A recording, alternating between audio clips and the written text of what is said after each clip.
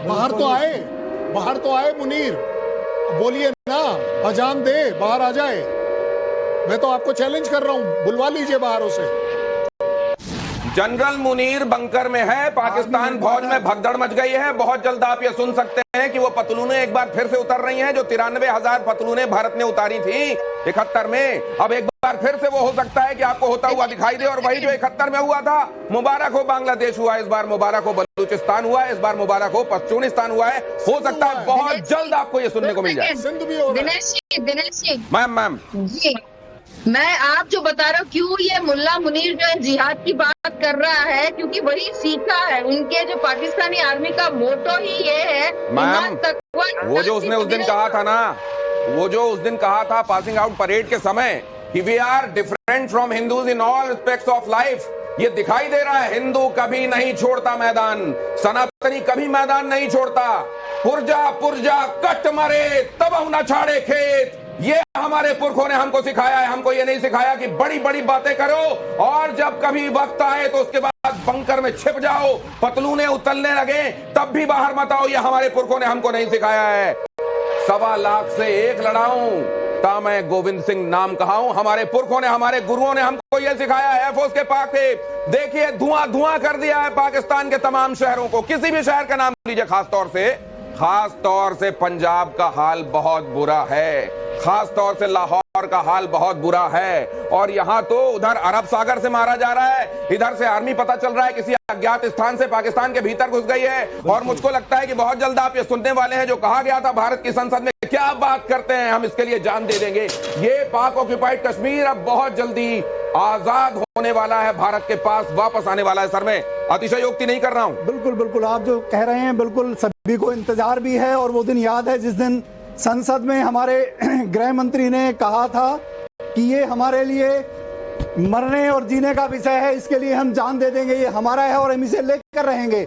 और जिस तरह से हम शुरू से आज सुबह से कहते आ रहे हैं कि विनाश काले विपरीत बुद्धि, इनकी बुद्धि तो विपरीत है ही, कायर हैं। आप देख रहे हैं कहाँ छुपा हुआ है मौलाना। लेकिन आज जो हो रहा है, हमारे संवाददाता जितेंद्र बिटलानी हमारे साथ जुड़े हुए हैं। हितेन बिटलानी के पास जाते हैं। हितेन बिटलानी, आपको बता रहे हैं गुजरात का क्या हाल है। बहरहाल आप ये आतिशबाजी देखते रहिए।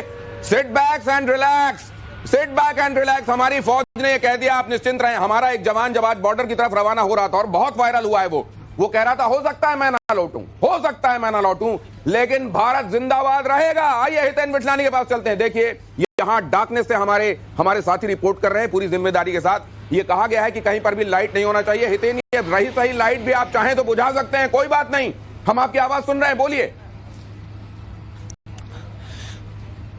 लाइट ऑफ कीजिए, लाइट ऑफ कीजिए। तस्वीर दिखाता हूँ, ये भुज की तस्वीर है।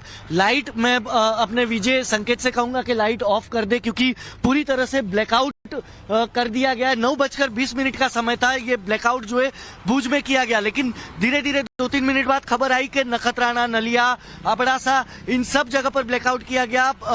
उसके साथ बनासकांठा में वाव और सुईगाम इलाके के 24 गांव में ब्लैकआउट जो है पूरी तरीके से कर दिया गया है।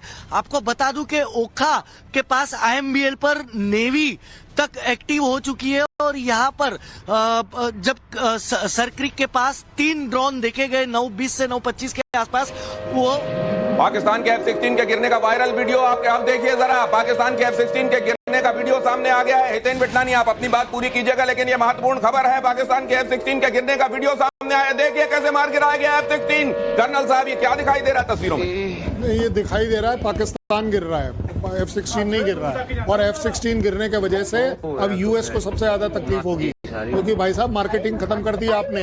वहाँ JF-17 गिर गया, वो चाइना बुरा माने बैठा हुआ है कि आपने मेरी पूरी की पूरी मार्केट डाउन कर दी। ये अब दोनों की दोनों कंट्री पाकिस्तान के साथ खड़ी होने वाली नहीं है किसी भी हालत में, कहीं पर भी। और US ने एडवाइजरी दी थी पाकिस्तान को कि भारत के खिलाफ F-16 को यूज नहीं करना है। जाहिर है अब उन्हें फेस करना होगा, उन्हें भी। बट जैसा आपने बताया कर्नल साहब, बिल्कुल पाकिस्तान नीचे गिर रहा है और हम देख सकते हैं पाकिस्तान बहुत पहले नीचे गिर चुका है पूरी दुनिया की निगाहों में। पाकिस्तान बहुत पहले नीचे गिर चुका है पूरी इंसानियत की निगाहों में। लेकिन आज पाकिस्तान को, उसके फाइटर जेट को आसमान से गिरता हुआ भी देख लीजिए। और ये असल में वो फाइटर जेट है जो पाकिस्तान को अमेरिका ने दिया था, F-16। इसलिए F-16 का गिरना इन अ वे अमेरिका के लिए भी बहुत अच्छी खबर नहीं है, लेकिन क्या करोगे, man behind the machine important होता है।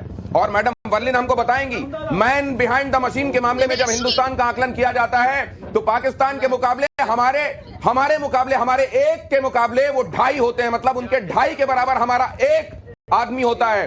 बुद्धि में, ताकत में, विवेक में, कमिटमेंट में, निष्ठा में हमारा एक जो है उनके 2.5 के बराबर होता है। और मैं तो कहता हूं ये भी असल में अंडर एस्टिमेशन है, हमारा एक उनके 100 के बराबर होता है। इस्लामाबाद में दहशत में नवाज शरीफ का खानदान लीजिए, नवाज शरीफ, शहबाज शरीफ, नवाज शरीफ आज गए थे शहबाज शरीफ को समझाने कि छोटे क्या कर दिया, क्यों नहीं समझी मेरी बात, क्यों नहीं मान रहा है, तू बहुत बुरी मार खाएगा। मैं जानता हूं मोदी को, वो ऐसा आदमी है कि अगर उसका मन ठीक है, अगर वो दोस्त के तरीके से देखता है तो जन्मदिन पर बधाई भी दे सकता है, अचानक फ्लाइट रुकवा सकता है, मां को प्रणाम भी कर सकता है। लेकिन अगर उसका मूड खराब हो गया, अगर सनातन पर और हिंदुओं पर आंच आई तो फिर खैर मनाना, फिर यहां पे चूड़ियां टूटने लगेंगी। और अब देख ऑपरेशन सिंदूर शुरू हो गया, और वहां पर ये जो आप तबाही देख रहे हैं, ये प्रधानमंत्री नरेंद्र मोदी का सशक्त नेतृत्व है। एक बार जरा इस पर भी एनपी सिंह साहब आपका क्या होती है लीडरशिप, ये दिखा रहे हैं प्रधानमंत्री नरेंद्र मोदी। देखिए, हमारे जो प्रधानमंत्री हैं वो